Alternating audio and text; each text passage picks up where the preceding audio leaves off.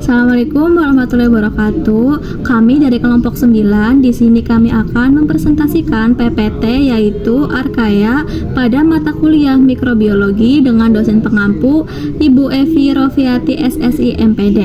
Oke, langsung saja.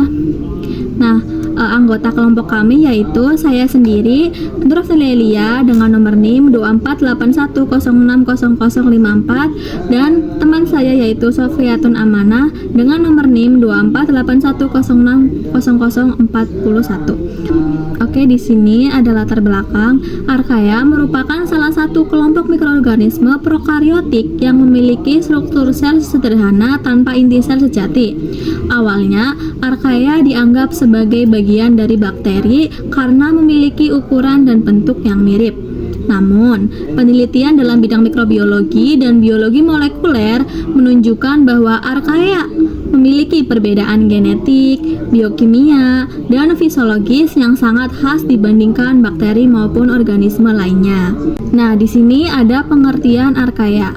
Archaea sendiri itu adalah mikroorganisme prokariotik, tidak memiliki inti sel, struktur genetik berbeda dari bakteri dan banyak ditemukan di lingkungan ekstrim. Contoh habitatnya yaitu mata air panas, danau garam, dan lingkungan tanpa oksigen atau bisa jadi di rawa gitu. Selanjutnya ada ciri-ciri umum Archaea. Nah, ciri-ciri umum Archaea sendiri itu yang pertama ada sel prokariotik yaitu tanpa inti sel. Jadi, ciri utama dari Archaea sendiri yaitu selnya tidak memiliki inti sel dan organel bermembran. Yang kedua ada dinding sel tidak mengandung peptidoglikan. Dinding sel Archaea juga berbeda dari bakteri karena tidak mengandung peptidoglikan. Yang ketiga ada membran sel unik atau lipid ether. Selain itu, membran sel Archaea memiliki komposisi lipid yang unik.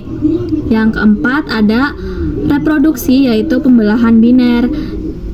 Archaea berkembang biak secara aseksual melalui pembelahan biner. Dan yang terakhir ada banyak hidup di lingkungan ekstrim. Nah, selanjutnya ada habitat Archaea. Archaea dikenal sebagai mikroorganisme yang mampu hidup di lingkungan ekstrim sehingga sering disebut ekstremophiles. Nah, ada beberapa habitat dari Archaea sendiri yaitu yang pertama ada lingkungan sangat panas. Jadi suhunya itu panas. Yang kedua ada lingkungan sangat asin atau bisa di air laut gitu. Yang ketiga ada lingkungan tanpa oksigen, bisa di rawa-rawa. Nah, yang keempat ada laut dan tanah, laut dalam dan tanah. Dan yang terakhir ada kelompoknya disebut ekstremophiles. Jadi mereka sering disebut ekstremophiles karena mampu hidup di lingkungan yang ekstrim. Nah, selanjutnya ada klasifikasi Archaea. Secara umum Archaea dikelompokkan menjadi beberapa kelompok sesuai dengan habitatnya. Yang pertama yaitu ada methanogens. Nah, apa sih itu methanogens? Methanogens adalah mikroorganisme yang menghasilkan gas metana atau CH4 sebagai hasil metabolisme mereka gitu. Nah, metanogen sendiri itu biasanya hidup di lingkungan tanpa oksigen atau anaerob. Terus contohnya itu terdapat di rawa, lumpur, atau saluran pencernaan hewan gitu. Terus tempat pembuangan sampah. Terus mereka itu berperan penting dalam siklus karbon dan pembentukan gas metana. Yang kedua ada Halophiles. Halophiles sendiri itu adalah mikroorganisme yang hidup di lingkungan dengan kadar garam sangat tinggi. Contohnya ditemukan di danau garam, tambak garam, atau laut dengan salinitas tinggi. Terus mereka mampu bertahan karena selnya beradaptasi dengan konsentrasi garam yang sangat tinggi. Dan yang terakhir itu Thermophiles. Apa sih itu Thermophiles? Thermophiles itu adalah mikroorganisme yang hidup pada suhu sangat tinggi. Biasanya mereka hidup di mata air panas, gunung berapi, atau fertilisasi hidrotermal di dasar laut. Nah, enzim yang dimiliki oleh Thermophiles itu tahan terhadap panas sehingga sering dimanfaatkan dalam penelitian bioteknologi. Selanjutnya akan dipaparkan oleh teman saya yaitu Sofiatun Amanah. Kelompok pertama adalah methanogens. Mikroorganisme ini hidup di lingkungan yang tidak mengandung oksigen dan menghasilkan gas metana sebagai hasil metabolismenya. Metanogens banyak ditemukan di rawa, lumpur, serta dalam sistem pencernaan hewan ruminansia seperti sapi.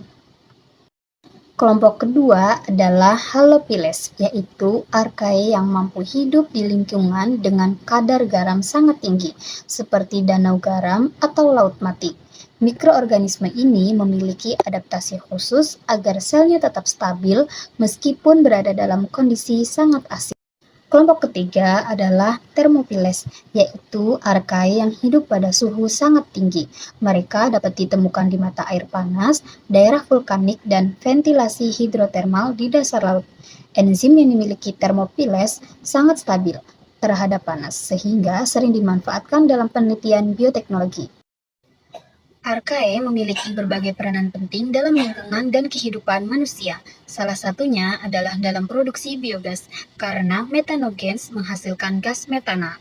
Selain itu, archaea juga berperan dalam siklus karbon dan dimanfaatkan dalam berbagai penelitian bioteknologi. Sebagai kesimpulan, archaea merupakan kelompok mikroorganisme prokariotik yang unik dengan karakteristik berbeda dari bakteri. Archaea mampu hidup di lingkungan ekstrim dan memiliki peran penting dalam ekosistem, serta dalam pengembangan ilmu bioteknologi. Kurang dan kurangnya mohon maaf, cukup sekian dari kelompok 9. Wassalamualaikum warahmatullahi wabarakatuh.